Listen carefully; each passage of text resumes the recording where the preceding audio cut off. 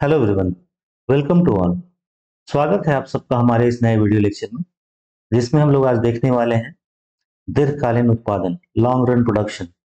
पिछले video lecture में हमने अल्पकालीन उत्पादन के बारे में पढ़ा था, जिसमें हमें परिवर्तनशील अनुपातों का नियम और उनके कई स्टेजेस की चर्चा की थी।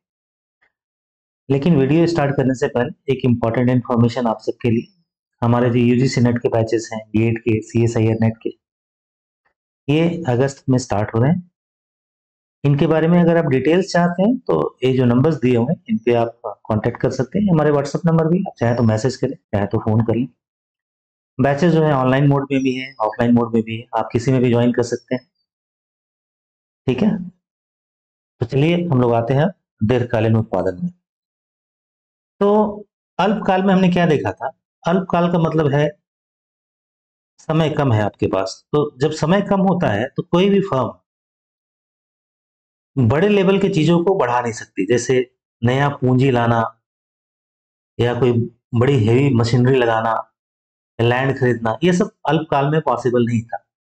इसीलिए हम लोग क्या करते थे अल्पकाल में, कम से कम उत्पादन का, हमने उत्पादन के लिए दो चीजें लेके चली थी जो मेन है।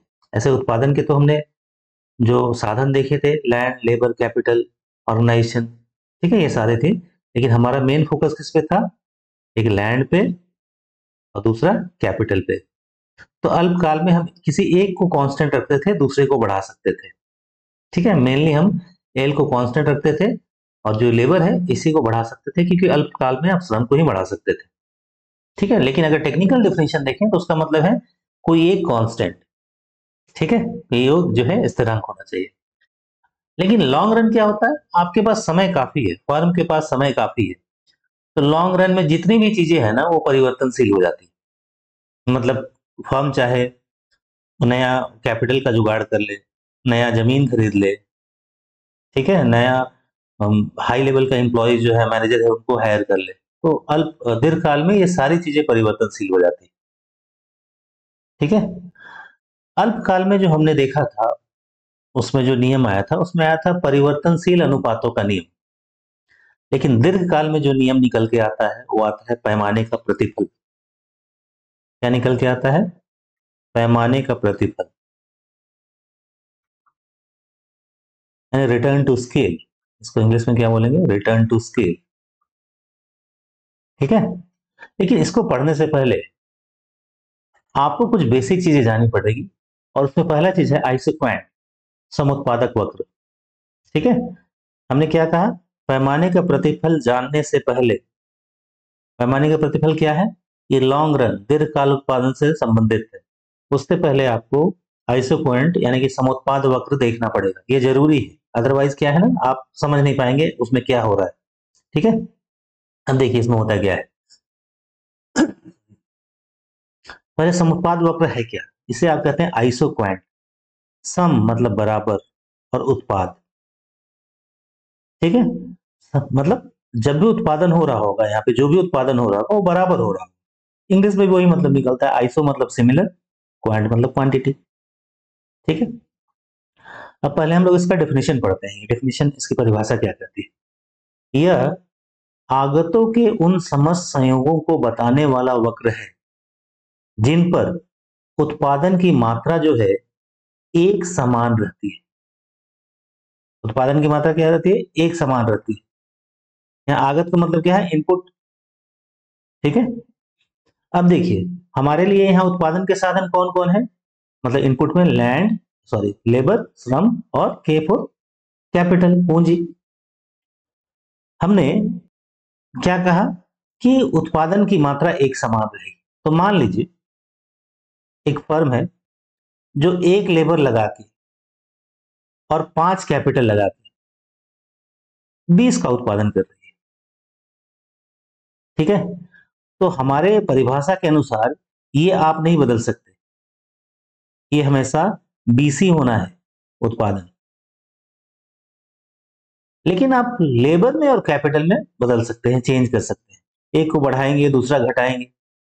लेकिन जैसा कि हम लोग जानते हैं, लेबर और कैपिटल एक दूसरे के पूर्ण स्थानापन्न नहीं है।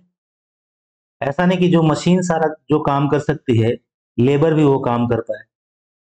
और ऐसा भी नहीं है कि लेबर जो काम करे वो सारा का सारा काम मशीन कर पाए। ठीक है, तो हमने क्या क्या कहा कि हमने एक लेबर लगाया, एक श्रम और 5 पूंजी, तो उत्पादन कितना हुआ 20। हमने लेबर को बढ़ा दिया 1 से 2, क्योंकि उत्पादन आपका 20 ही रखना है, हमको पूंजी को घटाना पड़ेगा। तो पूंजी हमने 5 से 3 कर दी, क्योंकि पूंजी भी अगर ये सेम रह जाए तो क्या है ना, उत्पादन बढ़ जाएगा। 20 से कुछ ये और हो जाए, 40 हो जाए, 30 हो जाए, तो वो हमें नहीं चाहिए। उत्पादन तो हमारा सेम ही होना चाहिए। तो हमने लेबर बढ़ाया है, उसके कंपनसेशन में कैपिटल को घटाया। लेबर कितना बढ़ाया 1, कैपिटल कितना घटाया 2। यहाँ पे ये बात ये दिखा रही है कि लेबर और कैपिटल एक दूसरे का पूर्ण स्थानापन्न नहीं है। मतलब लेबर और कैपिटल सेम नहीं है।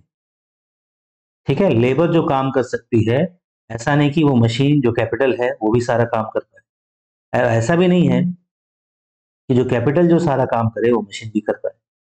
हमारा उत्पादन कितना रह गया, तो 20 का 20 ही रह गया। फर्दर आगे चल के हमने फिर लेबर को 1 से बढ़ाया, ये 2 से 3 हो गया। उत्पादन को समान रखने के लिए हमने कैपिटल में फिर से कमी की। कितनी की कमी की, 1 की कमी की। उत्पादन हमारा 20 ही रहा। फिर हमने लेबर बढ़ाया 3 से 4, कैपिटल को घटाया 2 से 1, और उत्पादन हमारा 20 ही है। तो हमने ये एक छोटा सा उदाहरण लिया है। ठीक है, अब इसे आप वक्र से दिखाएंगे, ग्राफ से।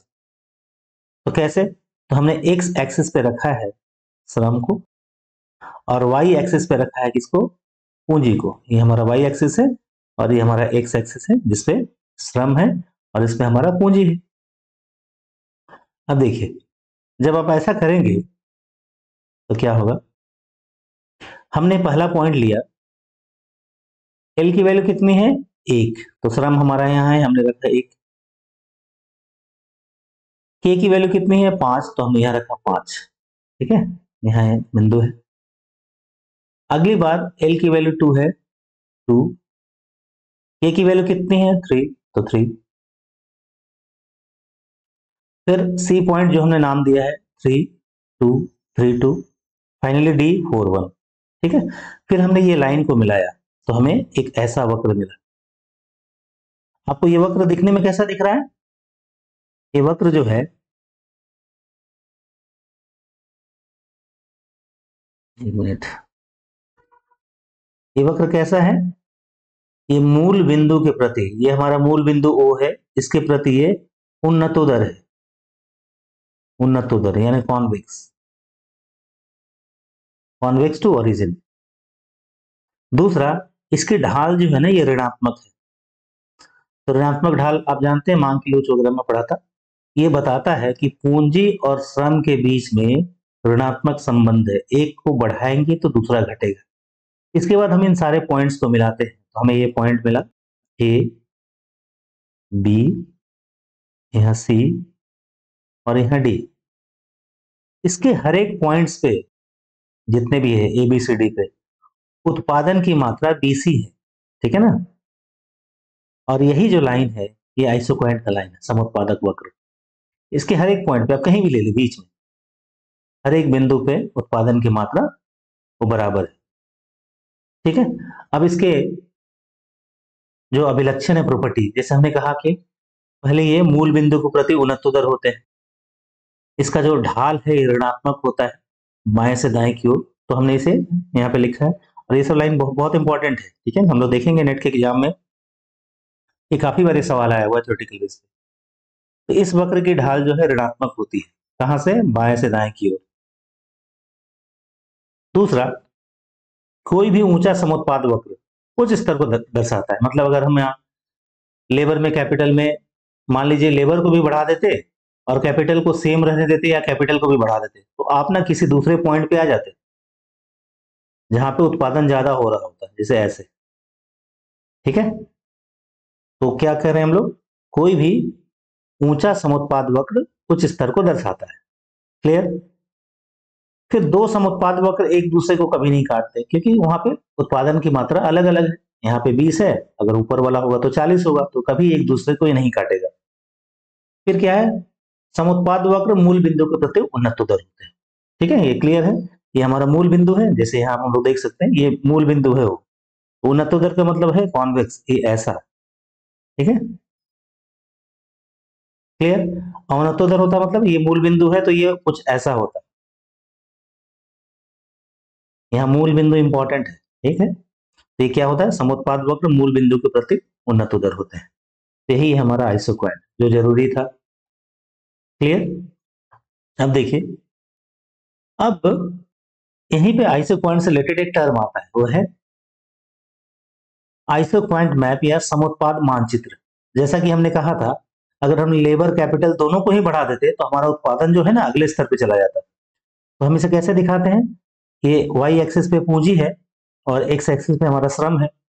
तो पहले उत्पादन की मात्रा 20 थी, मान लीजिए हमने श्रम और पूंजी दोनों को ही बढ़ा दिया, तो हम उत्पादन के अगले स्तर पर चले जाएंगे और वहां पे क्या है, 30 है। ठीक है, फिर हमने श्रम और पूंजी दोनों को ही बढ़ा दिया तो ये उत्पादन के अगले स्तर पर चले। इस तरह से आपको अलग अलग से आइसोक्वाड मिलते जाएंगे। तो ये जितने आइसोक्वाड है इनका जो समूह कहलाएगा, मान लीजिए हम ये नाम रखते हैं, ये Q4 नाम रख दिया, यहाँ पे हमने 60 का उत्पादन दिखा दिया। ठीक है, तो जितने भी हैं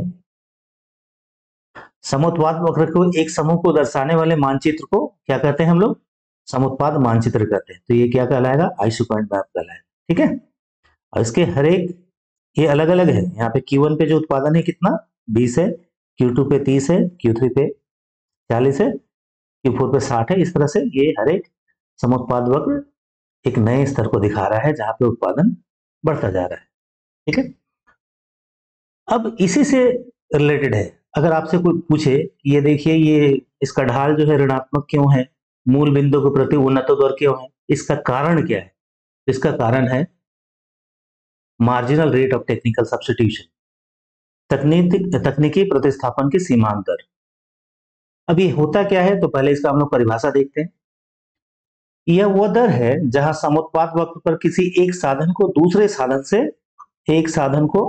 साधन से प्रतिस्थापित किया जाता है। हमारे पास साधन क्या है, दो ही यहाँ पर हमने लेके चला है, एक लेबर और एक कैपिटल। मतलब एक को बढ़ाएंगे तो दूसरा घटाएंगे, इसको बढ़ाएंगे तो इसको घटाएंगे। ठीक है, यही है प्रतिस्थापन। इसमें उत्पादन का स्तर एक समान बना रहता है। देखिए हमने यहाँ पे लिखा है उत्पादन का स्तर एक समान, मतलब यहाँ पे जो प्रोडक्शन है पहले जितना हो रहा था उतना ही होगा। ठीक है, लेकिन उसको बैलेंस करने के लिए आप एक को बढ़ाएंगे तो दूसरे को घटाएंगे। इसका मतलब है क्यू अगर उत्पादन है तो डेल्टा क्यू का मतलब क्या है, उत्पादन में चेंज, ये हमारा शून्य होगा। उसी तरह इसको डी क्यू से भी दिखाते हैं, डी क्यू इक्वल टू 0। ठीक है, अब इसको दिखाने का तरीका क्या है, तो देखिए पहले हमने पिछले क्लासेस में देखा होगा, सीमांत उत्पादन में पूंजी में परिवर्तन की वजह से परिवर्तन को एमपी मतलब मार्जिनल प्रोडक्ट है ना, एमपी सीमांत उत्पादन। अगर यहाँ के लिखते हैं इसका मतलब है ये पूंजी की वजह से मार्जिनल प्रोडक्ट ऑफ कैपिटल, इसको दिखाएंगे delta Q upon delta Q. ठीक है, मतलब उत्पादन में चेंज बटे पूंजी में बदलाव। उसी तरह से एमपीएल अगर लिखते हैं तो इसका मतलब है श्रम में परिवर्तन के कारण। देखिए यहाँ एल लिखा हुआ है मतलब श्रम के कारण, इस पे क्या लिखा हुआ था, के कारण। ऊपर क्या दिखा रहा है, डेल्टा क्यू मतलब उत्पादन में बदलाव, नीचे क्या दिखा रहा है, लेबर में चेंज। ठीक है ना, तो एमपीएल का फॉर्मूला है delta Q upon delta L और एमपीके का फॉर्मूला है delta Q upon delta Q. ये आपको याद रखना है, ये पहले वाले वीडियो लेक्चर में आपने देखा होगा ऐसे। ठीक है ना, अब ये चीज यहां से निकल के आती है क्योंकि दोनों में आप एक को बढ़ाएंगे तो दूसरा घटेगा। इसलिए अगर डेल्टा के एमपी के प्लस डेल्टा एल एमपीएल का ये दोनों का सम होगा 0।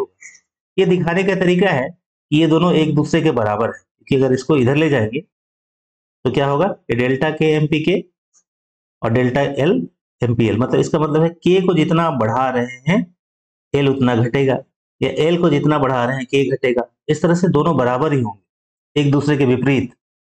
तो माइनस साइन भी हो सकता है तो उसमें कोई दिक्कत नहीं, वो दिखाने के लिए।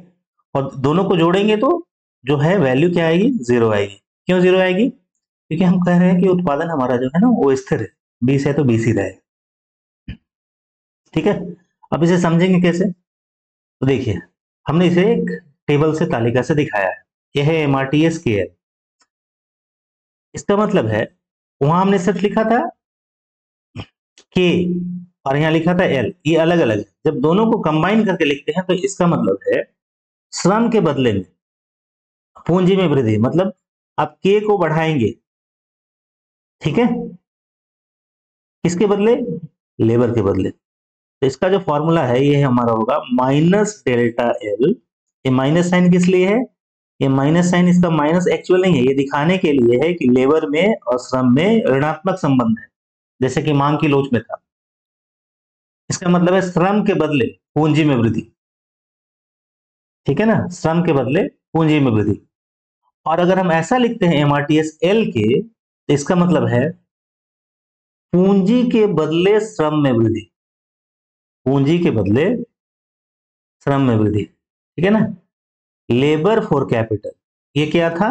Capital for labour. तो इंग्लिश में थोड़ा सा उल्टा हो जाता है, कैपिटल फॉर लेबर। हिंदी में कैसे बोलेंगे? श्रम के बदले पूंजी, यानी कि पूंजी में वृद्धि। यहां बोलेंगे पूंजी के बदले श्रम, ठीक है, यानी कि पूंजी के बदले श्रम, यानी कि श्रम में वृद्धि और उसके हिसाब से पूंजी। अब इसे आइए हम इस टेबल से देखते हैं।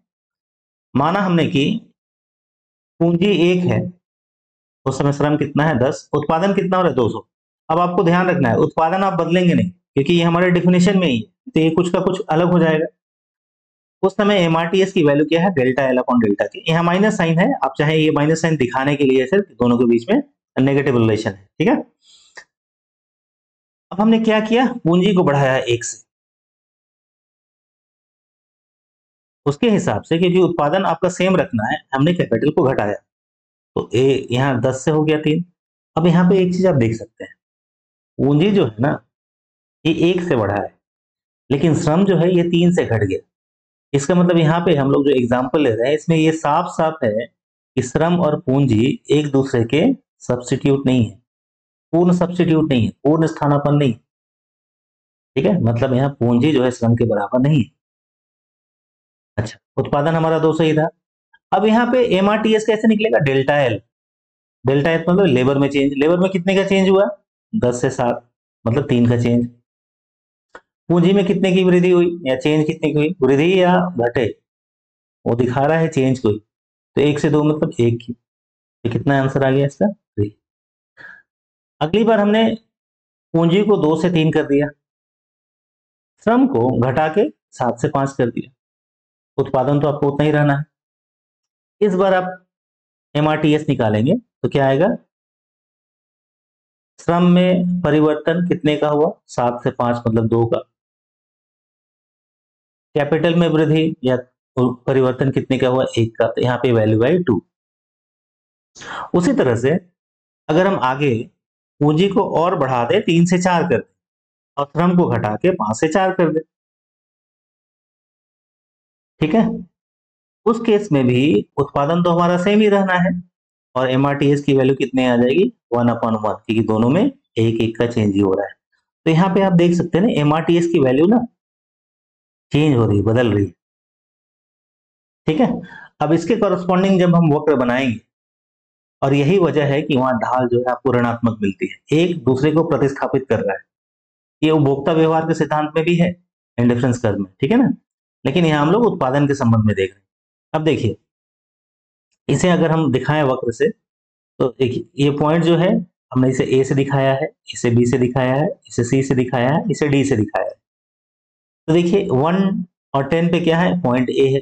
इस समय पूंजी की मात्रा 1 थी, श्रम कितना था? 10, 2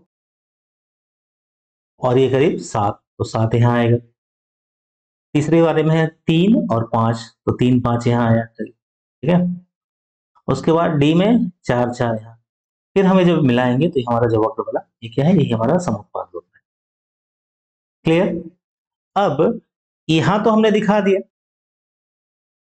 और ये जो एग्जाम्पल लिया था इसमें जो है ना पूंजी जो है ये श्रम के बराबर नहीं है, इसलिए देखिए यहाँ पे पूंजी जब हमने 1 बढ़ाया तो श्रम जो है 3 से घटाना पड़ा।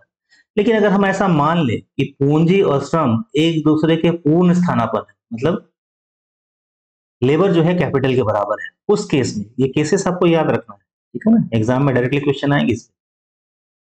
तो हमने यह माना कि एल जो है के के बराबर है, मतलब श्रम जो है पूंजी के बराबर है, मतलब 2 श्रम 2 पूंजी के बराबर है, 10 श्रम 10 पूंजी के बराबर है, 15 श्रम 15 पूंजी के बराबर है, मतलब दोनों एक दूसरे के कंप्लीटली बराबर है, एक श्रम एक पूंजी के बराबर है, ठीक है। तब जो अगर ग्राफ बनाएंगे तो कुछ ऐसा ग्राफ बनेगा। तो देखिए, हमने कैपिटल 1 था, उस समय लेबर 5 था, उत्पादन तो 200 ही रहना है, उत्पादन में आप बदलाव नहीं करेंगे। हमने कैपिटल को 1 से बढ़ाया, क्योंकि ये पूर्ण स्थानापन्न है, पूंजी को भी आप 1 से घटाएंगे, सॉरी लेबर को भी 1 से घटाएंगे, यहाँ पूंजी को आपने 1 से बढ़ाया था, श्रम को 1 से घटाया, उत्पादन वही रहा। लेकिन इस समय एमआरटीएस की वैल्यू क्या होगी? डेल्टा एन अपॉन डेल्टा के, डेल्टा एन मतलब लेबर में बदलाव, लेबर कितने से घटा? 1 से। पूंजी में कितना बदलाव हुआ? 1 का, 1/1 1। अगली बार हमने क्या किया? कैपिटल को बढ़ाया 2 से 3, उसी हिसाब से श्रम को भी बढ़ाया, घटाया। क्यों? क्योंकि हमने यह मान के रखा है कैपिटल और श्रम जो है ये बराबर है, तो जितना इसको बढ़ाएंगे उतना ही इसको घटाएंगे। उत्पादन तो आपका 200 ही रहा, यहाँ पे एमआरटीएस निकालेंगे, अगेन क्या आएगा? चेंज तो यहाँ 1/1 आया, मतलब एमआरटीएस की वैल्यू 1 ही आएगी, ठीक है। उसी तरह से एस पॉइंट पे मान लीजिए हमने इसे एस का नाम दिया है, इसे 1 से बढ़ाया, इसे 1 से घटाया, अगेन यहाँ वैल्यू क्या आएगी? 1 ही आएगी। ये माइनस दिखाने के लिए आप यहाँ दिखाएंगे नहीं, माइनस क्या दिखाता है? हमने बार बार कहा, माइनस दिखाता है कि पूंजी और श्रम एक दूसरे के विपरीत है, लेकिन यहाँ पे ये एक दूसरे के बराबर हमने लेके चला है। और फाइनली अगली बार में जब इसे 4 से 5 किया तो ये 2 से 1 हो गया, यहाँ भी 1। तो जब हमने माना कि पूंजी और श्रम एक दूसरे के पूर्ण स्थानापन्न है, तो एमआरटीएस की वैल्यू ना एक कांस्टेंट आई है, स्थिरांक, यहाँ 1 आया है और एक स्थिरांक है, ठीक है। मतलब ये कांस्टेंट वैल्यू है, ये बदल नहीं रहा। इससे पहले वाले में क्या हो रहा था? एमआरटीएस की वैल्यू बदल रही थी, देखिए 3 2 1 हो रहा था। यहाँ पे जब पूंजी और श्रम एक दूसरे के पूर्ण स्थानापन्न है, तो यहाँ जो वैल्यू आ रहा है वो हमेशा एक स्थिर आ रहा है, कांस्टेंट वैल्यू। और ये इंपॉर्टेंट पॉइंट है, एमआरटीएस पूर्ण सब्स्टिट्यूट यानी पूर्ण स्थानापन्न के केस में क्या होता है? एक स्थिरांक होता है। अब इसका हम ग्राफ बनाएंगे, तो ग्राफ जब बनाएंगे तो देखिए, इसे हमने पी से लिखा है 1 5, एक्स एक्सिस पे क्या रखा है? कैपिटल, वाई एक्सिस पे क्या रखा है? श्रम। 1 5 यहाँ है, दूसरा 2 4 2 4 यहाँ है, तीसरा 3 3 3 3 यहाँ है, फिर 4 2 और 1 1। अब ये लाइन जो है ना स्ट्रेट लाइन, लीनियर, ढाल तो ऋणात्मक है लेकिन स्ट्रेट है, इससे पहले वाले में स्ट्रेट नहीं था, आप देख रहे हैं ना, ये मूल बिंदु के प्रति उन्नतोत्तर था, और ये सीधी रेखा है। दोनों में फर्क समझ में आया? ठीक है, मतलब एमआरटीएस पूर्ण प्रतिस्थापन के संदर्भ में क्या होता है? एक सीधी रेखा होती है मूल बिंदु के प्रति, ठीक है। जो तीसरा केस है वो कॉम्प्लीमेंट के केस में, कॉम्प्लीमेंट का मतलब है संपूरक। तो हम लोग कॉम्प्लीमेंट्स जानते हैं, कॉम्प्लीमेंट का मतलब है, जैसे अगर कॉम्प्लीमेंट का एग्जांपल ले तो कार हो गया और पेट्रोल हो गया, ये एक दूसरे के कॉम्प्लीमेंट है। पेन हो गया और इंक हो गई, ये एक दूसरे के कॉम्प्लीमेंट है, ठीक है। कॉम्प्लीमेंट मतलब दोनों का एक दूसरे के बिना गुजारा है ही। अब यहां देखिए, अगर इस केस में आप एमआरटीएस निकालेंगे तो हम इसे दिखाते हैं कैसे। यहां पे आप मान के चल रहे हैं कि मान लीजिए आपके पास एक मशीन है, लेकिन उस मशीन को चलाने के लिए आपको 2 लेबर की आवश्यकता होती है। मतलब मशीन तो है, कैपिटल आपके पास, लेकिन श्रम क्या है? श्रम इसमें है, बिना श्रम के ये मशीन चलेगी नहीं। और अगर केवल श्रम है, मशीन नहीं है, तो भी उत्पादन नहीं होगा। मतलब एक दूसरे के ये संपूरक हो गए, पूरक, एक मशीन तो 2 लेबर। तो अगर आप 2 मशीन लाएंगे तो कितना श्रम लगाना पड़ेगा? 4। उसी तरह मान लीजिए आपने मशीन बढ़ा दी 3, तो श्रम कितना हो जाएगा? 6। समझ रहे हैं ना, क्योंकि एक मशीन पे 2 लेबर चाहिए, ठीक है। अब इस केस में, किसमें? एमआरटीएस पूरक के संदर्भ में ये क्या होगा, ये बड़ा इंटरेस्टिंग केस है। अब देखिए, मान लीजिए ये हमने कैपिटल लिया है, ये लाइन नीचे वाला एक्स वाला कैपिटल का है, और जो वाई वाला है ये लेबर का है। अब हमने ये जो पॉइंट है यहाँ पे इसका उत्पादन फिक्स है, जो 200 आपने रखा था, 20 रखा था, जो भी है। अब आप क्या करेंगे, उत्पादन फिक्स है, आपने कैपिटल को बढ़ा दिया, मान लीजिए आपने कैपिटल को 1 से 2 कर दिया इधर, ठीक है। लेकिन जब आप कैपिटल को बढ़ाएंगे ना तो आपका उत्पादन नहीं बढ़ेगा। क्यों? क्योंकि इस कैपिटल को चलाने के लिए, इस मशीन को चलाने के लिए लेबर भी तो चाहिए, लेबर तो आपने बढ़ाया ही नहीं। उसी तरह कैपिटल को आप 2 से 3 कर दें लेकिन लेबर को ना बढ़ाए तो फिर भी उत्पादन नहीं बढ़ेगा। क्यों? क्योंकि लेबर तो आपने बढ़ाया ही नहीं, मशीन को चलाएगा कौन? उसी तरह से अगर वाई एक्सिस पे जाए तो हमने लेबर बढ़ा दी, 2 से 4 कर दी, तो श्रम तो हमने बढ़ा दिया लेकिन वो लेबर खाली बैठेंगे, बस मशीन तो है नहीं चलाने के लिए। 4 से 6 कर दिया, मशीन को बढ़ाया नहीं, तो क्या है, अगेन उत्पादन वही का वही रहेगा क्योंकि उनके पास मशीन ही नहीं चलाने के लिए। लेकिन अगर अगर आपने लेबर और कैपिटल दोनों को बढ़ा दिया तो उत्पादन एक नए स्तर पे आ जाएगा, वो हमने इससे दिखाया है, ठीक है। तो यहाँ पे आपको जो ऐसे पॉइंट है ये एल शेप का देखने को मिलेगा इस तरह से हमेशा। अब इसका मतलब क्या है, तो देखिए इसका मतलब क्या है, अगर एमआरटीएस के एल निकालते हैं, अब यहाँ पे दो चीजें निकलेगी, आपको एक चीज का ध्यान रखना है, यहाँ पे ना लाइन एक ही था, यहाँ पे भी लाइन एक ही था, यहाँ लाइन जो है ना दो एक्सिस में बढ़ गया है, एक बार ये है एक्स एक्सिस में और एक बार ये है वाई एक्सिस में। वाई मतलब वर्टिकल वाले में, उदग्र वाले में, और एक वाले में समानांतर क्षैतिज वाले में, ठीक है। अब दोनों के लिए अलग अलग देखना पड़ेगा, स्टूडेंट यहीं पे कंफ्यूज होते हैं। अगर यहाँ पे देखेंगे तो यहाँ पे देखिए हमने लिखा है एम आर टी एस के L minus L delta L upon delta के। अब आप वर्टिकल वाले में देख रहे हैं तो वर्टिकल वाले में क्या बढ़ रहा है, लेबर बढ़ रहा है, तो जैसे जैसे ऊपर जाएंगे लेबर तो बढ़ा दिया आपने, कितना का चेंज हुआ, 2 से 4 में 2 का, 4 से 6 में कितना का चेंज हुआ, 2 का, 6 से 8 में कितना का चेंज हुआ, 2 का। लेकिन यहाँ पे कैपिटल आपने नहीं बढ़ाई तो कैपिटल जितना था वही रह गया, कैपिटल में चेंज कितना हो जाएगा, 0, क्योंकि बदला ही नहीं है। तो यहाँ क्या हो जाएगा, 2/0। और आप जानते हैं कि शून्य से किसी भी नंबर को भाग दिया जाता है तो अनंत आता है, इंफिनिटी, ठीक है। शून्य से जैसे ऐसे होता 5/0 तो यह आता क्या, इंफिनिटी। लेकिन अगर शून्य को किसी संख्या से भाग देते तो क्या आता, 0। ये दो नियम आपको याद रखने हैं, मैंने पहले भी इसको डिस्कस किया है, बहुत इंपॉर्टेंट नियम है, ठीक है। तो यहाँ पे वर्टिकल एक्सिस में क्या आएगा हमेशा, एमआरटीएस इंफिनिटी। अब अगर हम हॉरिजॉन्टल एक्सिस की बात करें तो यहाँ पे अगर आप देखेंगे तो यहाँ पे आप क्या कर रहे हैं, यहाँ पे आपका कैपिटल बढ़ रहा है लेकिन लेबर बढ़ रहा है क्या, लेबर नहीं बढ़ रहा है, लेबर तो वही है। तो यहाँ पे आ जाएगा, अगर हॉरिजॉन्टल एक्सिस की बात करें तो क्योंकि यहाँ पे लेबर में चेंज ही नहीं हो रहा है, लेबर का चेंज हो जाएगा 0 और कैपिटल का चेंज वो भी दिखा है, जैसे मान लीजिए 1 से 2 कैपिटल हो गया तो 1 का चेंज है। अब शून्य को 1 से भाग देंगे तो क्या आएगा, शून्य।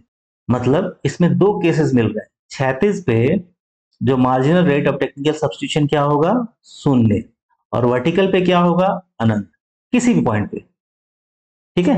ये हमारा ए पॉइंट मान लीजिए दिखा रहा है उत्पादन के एक स्तर को, अगर हमने दोनों इंक्रीज किया तो क्या हो जाएगा, उत्पादन अगले स्तर पे चला जाएगा बी पे, फिर दोनों में इंक्रीज किया तो अगले स्तर पे चला जाएगा।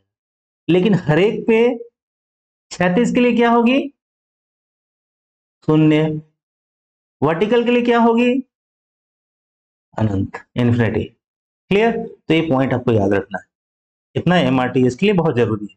अब देखिए हमने अभी तक 3 केसेस यहां देखे। पहला देखा हमने डाउनवर्ड स्लोपिंग का केस, ठीक है, ये कॉन्वेक्स टू ओरिजिन था,